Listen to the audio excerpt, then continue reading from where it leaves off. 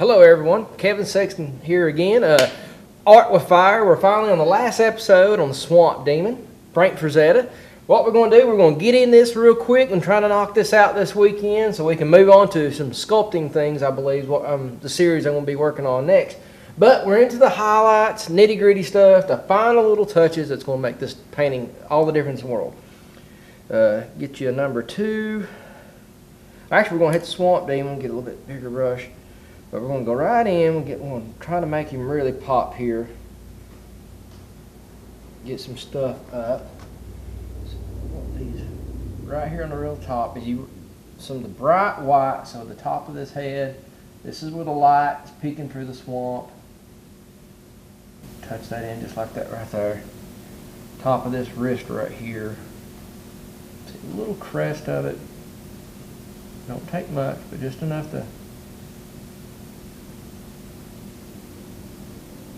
Right here where his pec is starting to bulge out. That's a good little spot right there, isn't it? Got one little speck right here. Right, then getting down here to the brow a little bit. Just little spots. Don't want to do a whole lot. Just enough to indicate where the highlight should be at.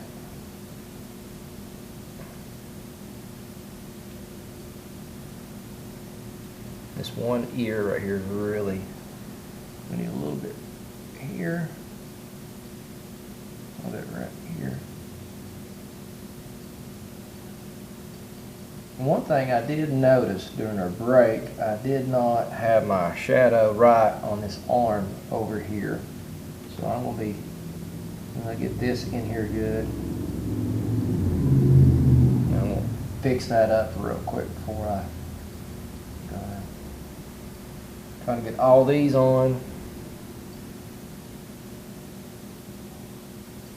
And right here I'm just going to dab at my finger.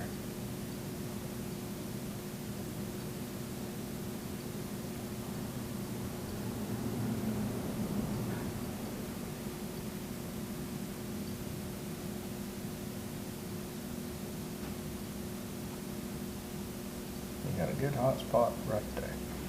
Real concentrate on that. There we go, that looks good.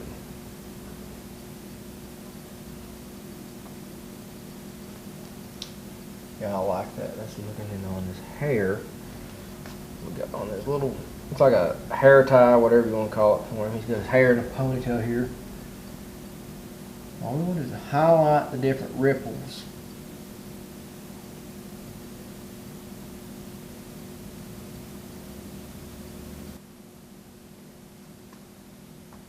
Like I said, everyone, the key is the highlights. If you don't have your highlights and your shadow, that's what makes a painting.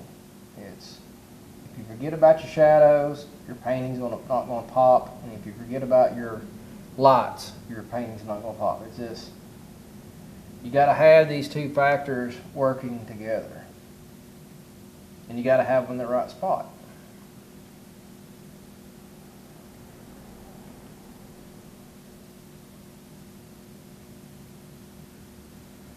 Mist back in there, hot spot right there.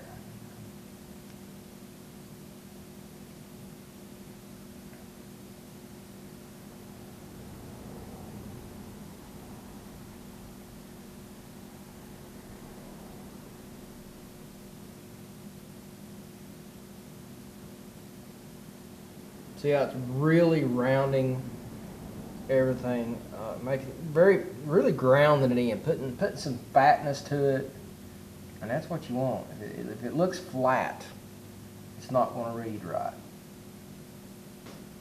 You're not going to get that illusion of, is this reality? Or if you don't have that, then you're just, boom, it's just a picture, and you don't. That's one thing, you don't want your viewer to think that it's just a picture. You want them lost in it. So, the best way to do it is make it look as grounded and as real as possible. Put them into your world. And the best way to do that is getting your values right, getting your light and shadowing correct.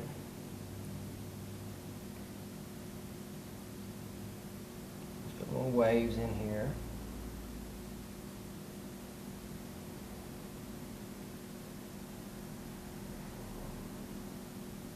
Little water breaks. Obviously, they semi in motion. It's like caught right at that very end of it. Where's this out? And like I said, real quick now, looks like we got a little bit of highlight here hitting on some of these trees, not trunks, not much, but you want to highlight a little bit to kind of help create a little bit of illusion here.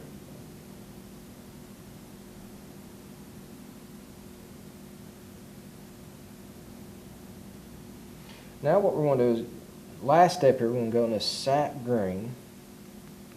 We're going to really make these lily pads. Now, I just left the white on my brush. Just not going to matter.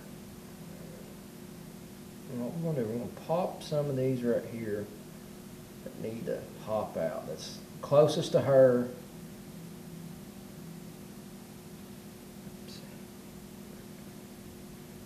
Touch of black on my brush. I'm going to dirty them up just a little bit.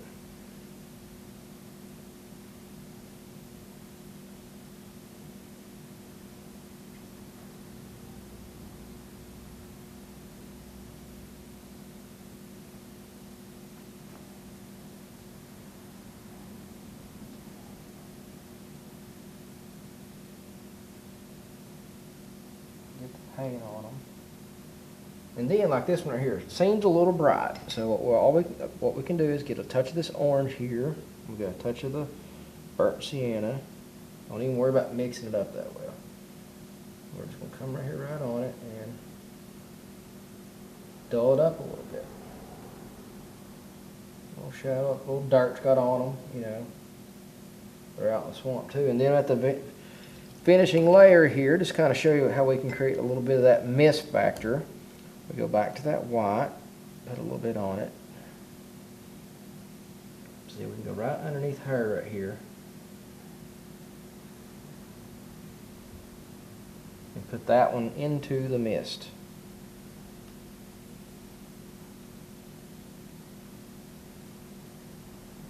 Put a little bit of mist right here at the base of the snake.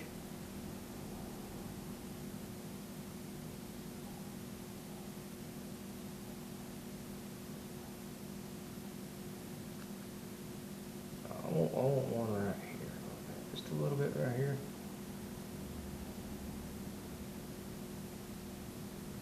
Like I said, you can even come back and put some going across her to show the illusion there's mist in front of her, behind her, and stuff like that. And you can even come in here, and he don't have it, but I would safely say put a little mist right in here. It just won't hurt matters at all. Like I said, you just lay it in here, and you take your big brush, and we'll end it with this right here, and just come back in, soften it up. It'll just give it that, you know, air of mystery, and that's what you want. You want everything to seem mysterious and neat looking and stuff. Touch it up, and then you can add a little bit more. Like I said, you can do this as much or as little as you want, ladies and gentlemen. It's what look and feel you're going for. So, like I said, if you have any questions or anything you want me to cover on any kind of future episodes, just give me an email at sextoncreations.com. And once again, I'm Kevin Sexton, and this is my version of the Swamp Thing, Frank Frazetta study. Thank you very much.